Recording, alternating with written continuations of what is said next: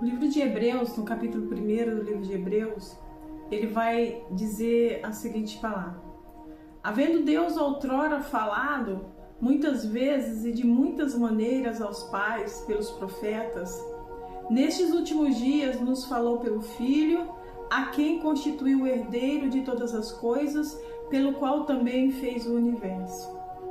Ele que é o esplendor da glória e a expressão exata do seu ser, sustentando todas as coisas pela palavra do seu poder, e depois de ter feito a purificação dos pecados, assentou-se à direita da majestade nas alturas, tendo se tornado tão superior aos anjos quanto herdou maior excelente nome do que eles. A palavra ela vai dizer que, havendo Deus outrora falado muitas vezes aos pais de várias maneiras, muitas vezes de várias maneiras aos pais pelos profetas, nesses últimos dias nos falou pelo seu Filho Jesus. O Evangelho de João, no capítulo 1 do Evangelho de João, no versículo 16, capítulo 1 do Evangelho de João, no capítulo 3 do Evangelho de João, verso 16, o Senhor Jesus ele vai dizer: porque Deus amou o mundo de tal maneira que enviou o seu Filho unigênito, para que todo aquele que nele crê não pereça, mas tenha vida eterna.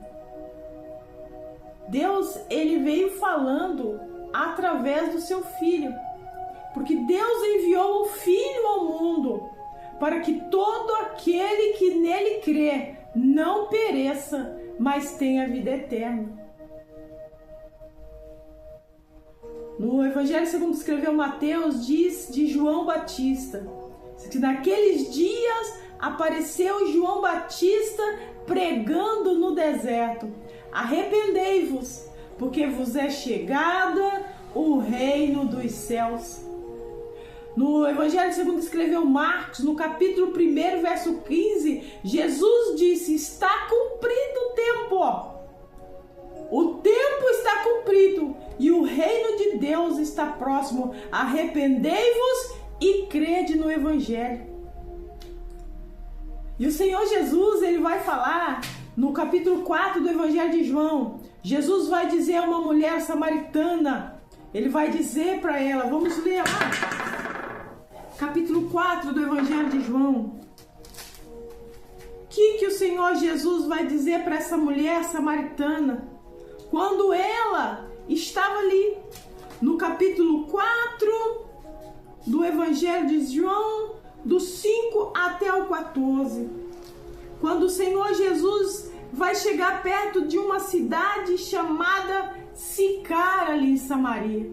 E ali ele encontrou uma mulher junto à fonte na hora sexta, mais ou menos umas 12 horas. E nisso veio uma mulher tirar água do poço e Jesus pediu a ela: dá-me de beber. E ela, olhando para ele, disse: como sendo tu judeu, pede a mim água, que sou mulher samaritana.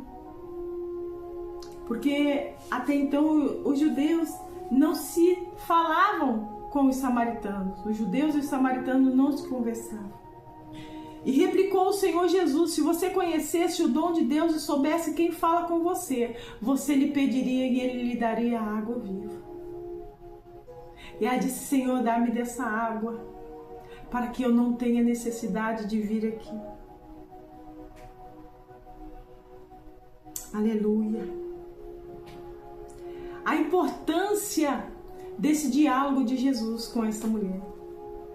Deus falou através do Filho que aquele que beber da água deste mundo continua tendo sede, mas aquele que beber da fonte da água da água da vida, que é o Senhor Jesus, nunca mais teria sede.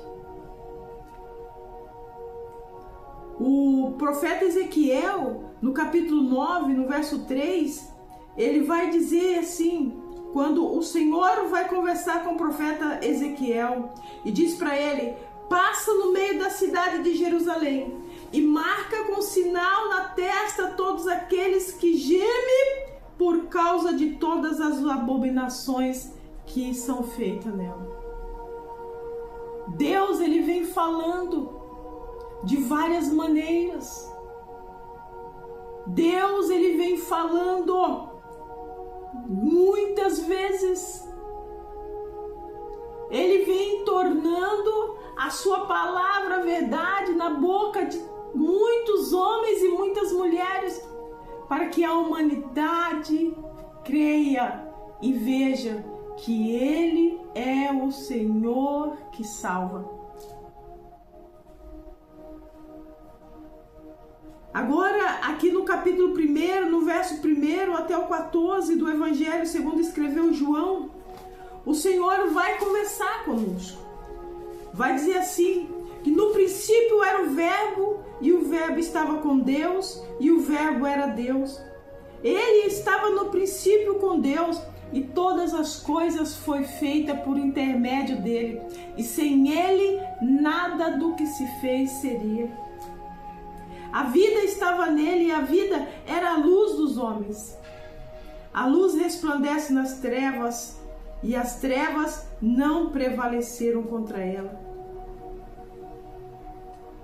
Houve um homem enviado por Deus, cujo nome era João.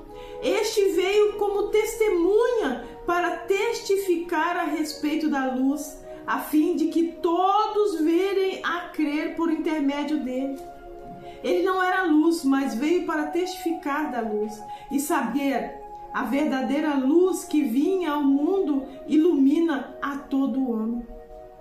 O Verbo estava no mundo e o mundo foi feito por intermédio dele, mas o mundo não o conheceu. Veio para o que era seu e os seus não o receberam. Mas a todos quanto receberam, deu-lhes o poder de serem feitos filhos de Deus, a saber, aos que creem no seu nome, os quais não nasceram do sangue, nem da vontade da carne, nem da vontade de Deus, nem da vontade do homem, mas da vontade de Deus. E o Verbo se fez carne e habitou entre nós, cheio de graça e de verdade, e vimos a sua glória, a glória do unigênito do Pai. Deus enviou o seu Filho para falar conosco a respeito da salvação. Porque o desejo de Deus é salvar a humanidade. O desejo de Deus é libertar a humanidade. A Bíblia, ela vai dizer e vai deixar bem clara que Deus não tem prazer na morte do ímpio. Deus não tem prazer na morte do perverso. Antes que o ímpio, que o perverso se arrependa dos seus maus caminhos e passe a fazer a boa obra. Deus, ele não tem prazer que o homem pereça. Porque como que ele vai querer que aquele a quem ele criou com tanto amor, como diz ali no livro de Gênesis, que Deus fez o homem à sua imagem conforme a sua semelhança. Como ele vai querer destruir esse ser que ele fez com tanto amor? No livro de Jeremias, capítulo 2, verso 3, ele vai dizer assim: porque 2 males cometeu o meu povo. A mim me deixaram o manancial das águas vivas e cavaram cisternas rotas que não retêm água. As pessoas têm abandonado Deus. O mesmo Deus que enviou o seu Filho e que teve aquele diálogo com aquela mulher ali em Samaria, quando ele disse para ela: olha, mulher, aquele que beber dessa água tornará a ter sede, mas aquele que beber da água que eu lhe der nunca mais terá sede. Aí ele vai dizer: pelo contrário, a água que eu lhe der será nele uma fonte a jorrar para a vida eterna. E muitas vezes as pessoas têm abandonado essa fonte das águas vivas para cavar em poços rotos, para beber água de cisternas rotas, cisternas secas, de lamas. Abandona Deus para viver no pecado, na imoralidade. E não é isso que o Senhor quer. Deus enviou seu Filho ao mundo não para condenar o mundo, mas para que o mundo fosse salvo por ele. Porque Deus amou o mundo. Aquele homem a quem ele criou ali no Éden, ele amou de tal maneira que ele enviou o seu Filho unigênito para salvar, para libertar, para tirar ele ali daquela situação de pecado. E como o apóstolo Paulo ele disse, agora nenhuma condenação há para aqueles que estão em Cristo Jesus, que não anda segundo a carne, mas anda segundo o Espírito de Deus, que pratica as boas obras, que observa a palavra, que anda na verdade, fala a verdade, caminha na verdade. Agora não há mais condenação. E somos salvos por causa dessa bondade de Deus, esse amor.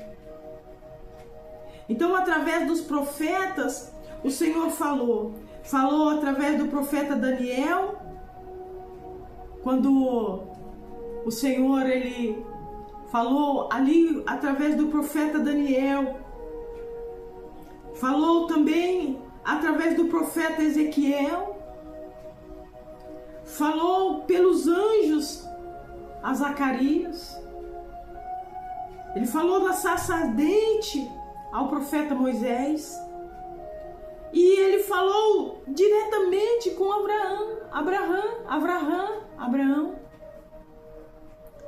Gênesis 26, 2, Deus fala também com Isaac. A vontade de Deus é que todos sejamos salvos. Por isso que Deus vem falando de geração em geração. De tempo em tempo o Senhor vem falando de salvação, de libertação, de transformação, de mudança. E dessa vez Ele nos falou através de Jesus, ali no Calvário. E a Bíblia vai dizer que Ele falou através de Jesus, aquele a quem Ele constituiu o herdeiro de todas as coisas, como também o fez o universo. Ele que é o esplendor da glória e a expressão exata do seu ser, sustentando todas as coisas pela palavra do seu poder, e depois de ter feito a purificação dos pecados, assentou-se à direita da majestade nas alturas. E a palavra de Deus diz que Ele voltará. Ele falou com os discípulos ali no Evangelho de João, segundo escreveu João, no capítulo, acho que 16 de João, ele disse: eu vou, mas eu volto. Eu vou, mas eu volto. E aqui no capítulo 14, ele vai dizer: não turbe o vosso coração. Crede em Deus, crede também em mim. Na casa de meu pai há muitas moradas. Se não fosse assim, eu vos teria dito. E o Senhor Jesus, Ele vai dizer: eu vou preparar-vos lugar. E quando eu for e vos preparar lugar, voltarei e vos levarei para mim mesmo. Para que onde eu estiver, estejais vós também. Essa é a promessa de Deus em Cristo Jesus. Que aonde o Senhor Jesus estiver, nós estejamos com Ele. Essa é a nossa certeza. De que nós em breve, muito em breve, estaremos com Jesus. Sua promessa não tarda. Ainda que muitos a tenham por tardia, mas Ele não tarda a sua promessa. Muito breve, sim, muito breve Ele virá. É como diz o trecho daquela canção que nós cantamos na harpa. Muito breve, sim, Jesus virá, alegre ouvirá seu povo, orando sempre, deve sempre estar, a fim de vê-lo voltar. Então nós devemos estar sempre vigiando e orando, a fim de vermos o Senhor Jesus voltar. Eu quero orar por você, que se encontra fraco, que está sem força para caminhar. Que Deus venha te dar força, te levantar. A Bíblia diz que Deus levanta o pobre abatido.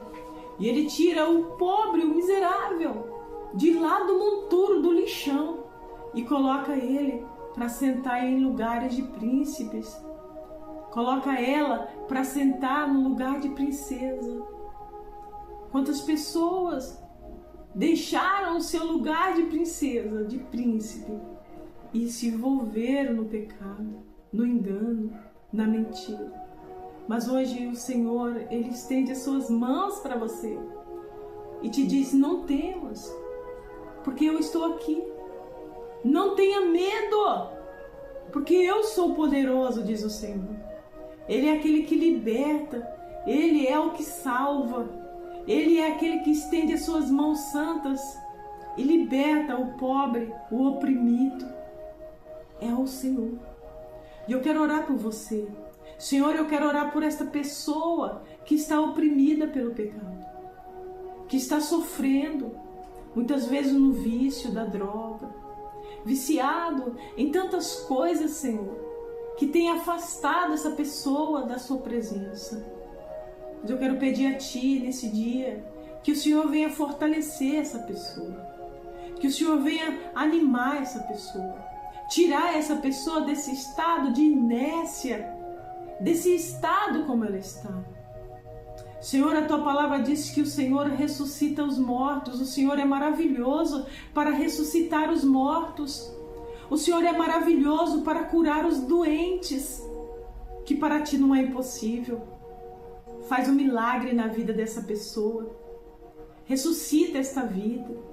Liberta esta vida dessa condição a qual se encontra. Traga ele, ela, novamente à tona para respirar. Traga a Tua presença, Pai. Opera milagres, opera maravilha. Ora para essa casa que está enfrentando lutas, que está enfrentando batalhas terríveis e não tem força para caminhar. Mas o Senhor é poderoso para libertar. Salva, Senhor. Transforma. Muda a história dessas pessoas que aí estão. Pelo nome de Jesus, eu agradeço a Ti e por Tua bondade e misericórdia. Amém. Fique com esta palavra de oração e que Deus te abençoe em nome de Jesus.